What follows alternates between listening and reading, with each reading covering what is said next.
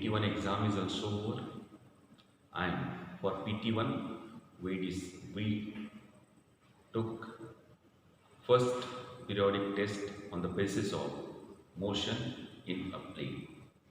Now we are extending it to the next chapter, that is laws of motion.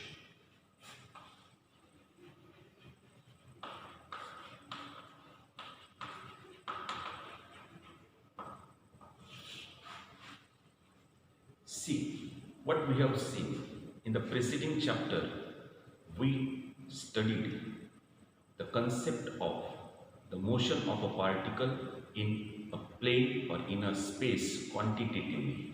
It was motion of particle, motion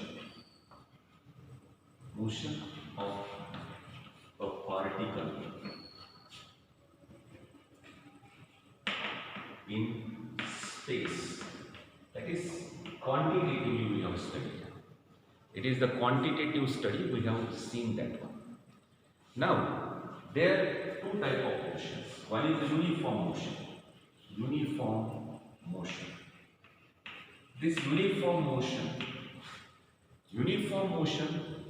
needs the concept of velocity alone.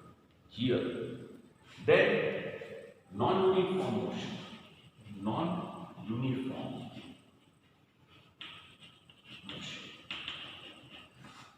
Non-uniform motion needs the concept of acceleration in addition. It means we saw that uniform motion needs the concept of velocity alone, whereas non-uniform motion needs the concept of acceleration in addition. So far, we haven't asked this question, what is required for the motion of an object? Let us try to find out the answer by our common experience. What are our common experiences? First, to move a ball, to move a football, someone has to kick it. To make an object move in upward direction, someone has to push it in upward direction. A breeze causes the branches of a tree to swing. A boat moves in a flowing river without anyone rowing it.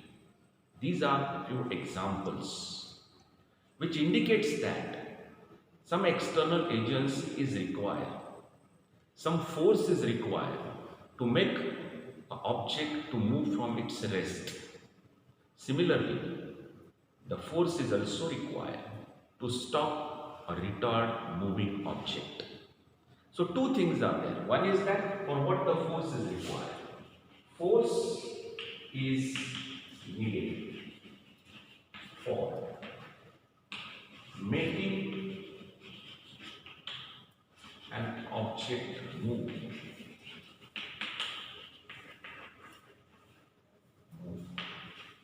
I told examples. One example, to move a football from rest, someone has to kick it. Second example, a breeze causes the branches of a tree to swing. A boat moves in a flowing river without anyone rowing it. These all are the examples where force by some external agency is needed for making an object move. Similarly, the force is required to stop or retard moving object. Suppose that this is inclined plane. The ball is moving on this one.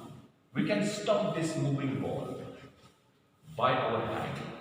Just moving ball. So this is stopping. Here all objects at rest, and to make them move, an external agency needs to apply force. But here, moving object, to stop or retard moving object also, we need to apply certain force.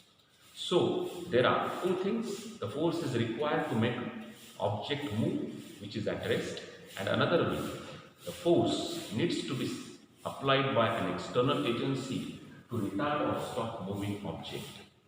These forces, these agencies, for example, hand. then it is, that is wind, stream. These are the agencies which are in contact with an object.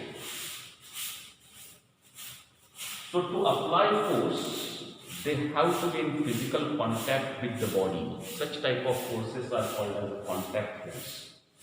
But there are forces like that. An object released from the top of a building is pulled down by the gravitational pull of the earth. So they are not even in physical contact with each other. The magnet attracts an iron nail. They are not in physical contact. So magnetic pull and gravitational pull, they are without in contact with the body. Such type of forces are called as non-contact type of forces. The question, suppose that the skater is moving with a uniform speed, constant speed in straight line. Does it need any force? Is a force is required to keep body in a uniform motion? These are the three basic questions, that is, or these are the three situations which we are going to discuss in this chapter. Thank you.